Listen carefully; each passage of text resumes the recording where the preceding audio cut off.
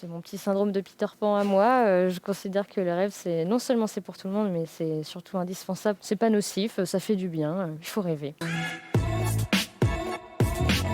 Bonjour à tous, nous sommes ravis de vous retrouver pour ce nouveau numéro d'Hashtag Studio 3. Nous avons une nouvelle fois posé nos caméras et nos valises ici à la Vapeur, la salle de musiques actuelles dijonnaise. Et vous, Francoeur, vous y avez posé votre harpe. Bonjour Francoeur. Bonjour. Alors j'attaque tout de suite sur cet instrument de prédilection, je crois qu'il vous quitte plus depuis 4 ans. Est-ce que ça a été un déclencheur quand, pour la première fois, vous avez joué de la harpe ? Oui, tout à fait.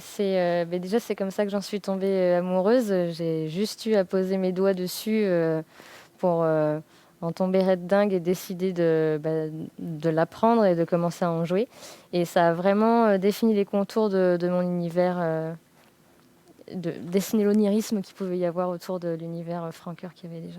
Effectivement, quand on vous écoute et quand on écoute votre instrument, tout de suite on a l'esprit qui vagabonde, on se surprend en train de rêver, c'est le but, je pense. C'est exactement le but, de faire un petit voyage, ou un grand voyage d'ailleurs, au pays de nos imaginaires, comme j'aime à dire. Il y a votre voix aussi, cette belle voix cristalline, douce. Je crois que vous chantez depuis toute petite. C'est aussi un instrument pour vous finalement. Oui, c'est même le premier instrument. Moi, j'aime bien dire que c'est le premier instrument parce que c'est la première chose qu'on fait quand on naît. On crie pour montrer qu'on respire. Donc moi, je chante pour montrer que je respire. C'est un petit peu le même parallèle. Et oui, c'est ma grand-mère qui m'a posée sur les bancs de l'église dans la chorale pour faire mes premières notes. Je crois que je devais avoir 4 ou 5 ans, ou peut-être un peu avant, mais ça a commencé très tôt. C'était dans Lyon ? Oui, c'était à Ayen-sur-Tholon, l'église d'Ayen-sur-Tholon. Et depuis, vous chantez toujours, depuis, tout le temps. Ouais, ça ne me quitte plus. Toi qui cours, qui danses avec les loups, toi qui ne te tiens pas debout. Tu es la force et le naufrage, la fleur et le rivage, ce royaume est le tien. Ce royaume est le tien. Ce royaume est le tien. Ce royaume est le tien.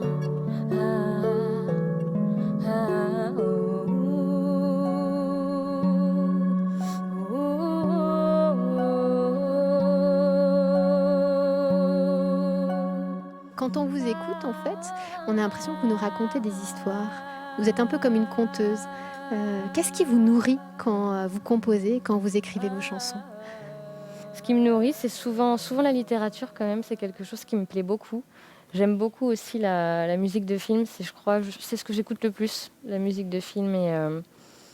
Et je lis beaucoup la science-fiction. Je suis très nourrie par les univers de Tolkien. Beaucoup de fantaisie aussi, parce que Tolkien, c'est plus de la fantaisie que de la fiction.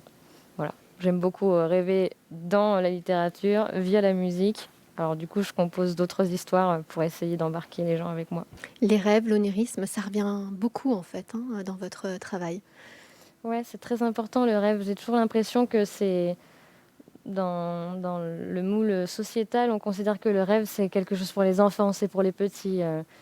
Quand on est grand, on n'a plus le droit de rêver, ou alors c'est des rêves plus rationnels, plus raisonnables, etc. C'est mon petit syndrome de Peter Pan à moi. Je considère que le rêve, c'est non seulement c'est pour tout le monde, mais c'est surtout indispensable pour éviter soit de péter les plombs, soit de trouver que la vie est moins belle. On peut s'échapper un peu comme ça. C'est pas nocif, ça fait du bien. Il faut rêver, c'est important. Alors on s'était rencontrés par écran interposé lors du Oui. premier confinement.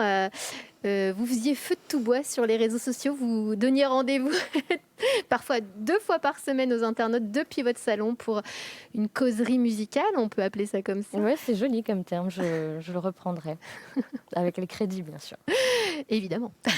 Et du coup, j'ai eu l'impression que vous étiez presque hyperactive alors qu'on avait tendance à se mettre un peu sur pause. Vous aviez ce besoin peut-être d'échanger, de continuer à jouer. C'était important à ce moment-là ? Oui, je crois que ça a été indispensable pour que je ne m'effondre pas psychologiquement, dans le sens où même si on en parlait dans les journaux, je ne l'ai pas vu arriver. Je ne m'attendais pas à ce que ça existe, à ce que ça arrive pour de vrai. Et je l'ai sûrement pas bien vécu, je m'en suis pas rendu compte. Mais donc du coup, j'ai transformé cette chose-là en hyperactivité. Il fallait que je sois toujours en mouvement, toujours en action, toujours en création. Surtout que quand ce premier confinement arrive au mois de mars, eh bien, vous étiez vraiment sur une lancée très prometteuse puisque vous aviez été sélectionné pour le Printemps de Bourges, pour le tremplin, les Inouïs, pour la région Bourgogne. Vous veniez de recevoir un prix très prestigieux, le prix Georges Moustaki, un peu de temps avant. Donc ça vous a permis peut-être de passer toute cette frustration de ne pas pouvoir aller au bout des choses, je ne sais pas. Ben oui, j'étais un petit poulet enfin labellisé. Et on pouvait même pas me vendre sur le marché. C'était pas possible de vivre une chose pareille. Non, mais blague à part, oui, c'est vrai que c'était l'année, l'année charnière dans le sens où il y a des rendez-vous professionnels qui se manquent pas. Et on les a pas manqués, mais c'est juste qu'effectivement, il a fallu qu'on les réinvente et qu'on le fasse sur le tas et en direct. Donc du coup, ça a été assez chamboulant, mais ça s'est très bien passé. J'ai même eu la chance d'avoir, pendant le confinement, un booker qui m'est tombé du ciel comme un cadeau. Donc, je ne suis pas à plaindre. Oh mon trésor, oh mon amour, qu'est-ce que t'es beau lorsque tu dors. Oh mon trésor, oh mon amour, mon amour. Si un jour l'envie te prenait de vouloir t'envoler, briser ces chaînes qui te retiennent, celles qui t'enferment. Si un jour l'envie te prenait de vouloir t'évader, est-ce avec moi que tu partirais sans plus jamais te retourner? Si un jour par mes cœurs tu trébuches sur mon cœur endormi, l'emporteras-tu avec toi? Ou devrais-je rester planté là? Si un jour, et sans demi-mesure, je découvre l'imposture, ce qui nous liait autrefois ne nous ressemble plus, que deviendrais-je? Et alors, deuxième confinement, j'ai l'impression que vous ne levez pas le pied. Il y a quelques jours, vous étiez en train de faire un clip dans les rues de Paris en pleine nuit, c'est ça? Racontez-nous. Oui, non, mais ça c'est parce que j'ai des amis un peu fous, très talentueux mais un peu fous, qui veulent me faire sortir en plein mois de novembre la nuit, quand il fait froid. Mais c'était super, c'était une super expérience, de très belles émotions. Paris la nuit comme ça, c'était comme un cadeau avec personne. Enfin, j'allais dire, c'est comme dans les films. Policiers Mais... parfois quand même qui devaient vous Oui, contrôler. oui, il faut bien que il faut bien que le corps policier fasse son travail, mais nous étions en règle, donc tout va bien. Et puis vous avez une grosse actualité, le 4 décembre sort la version de luxe de votre deuxième album, D'où vient le Nord, avec j'imagine quelques inédits, quelques collaborations. Vous nous en dites plus, Franca? Eh bien oui, j'ai eu la chance d'avoir deux jeunes hommes de talent, donc un qui s'appelle Juliane et un qui s'appelle Astre, qui se sont emparés de deux morceaux que j'ai composés et qui l'ont intégré dans leur univers et qui les ont embarqués plus loin. Donc un clip, un album, et puis quelques covers qui vont être distillés au fur et à mesure du temps sur les réseaux sociaux. Je suis un homme de Zazie, donc reprise, également reprise de Life is Life, peut-être plus étonnant.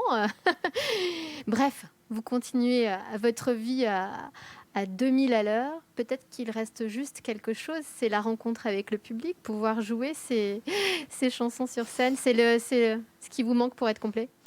Ben oui, mais c'est vrai que quand on est musicien, musicienne, on a envie. On commence dans son salon, on compose dans les studios, on s'enferme beaucoup, on a besoin de cette solitude-là pour écrire. Et après, on a besoin de délivrer. C'est pas pour rien qu'on utilise ce mot-là, délivrer quelque chose. C'est une délivrance de monter sur scène et de pouvoir le partager avec le public, parce que c'est ce qui me meut et ce qui m'émeut, c'est les énergies qu'on partage avec le public sur scène, ouais. On a hâte alors que les dates de concert puissent être sommes reprogrammées. Merci beaucoup, Francoeur, Merci d'avoir accepté infiniment. notre invitation. Est-ce que ça peut se finir, nous deux? Est-ce que ça peut se finir, nous deux?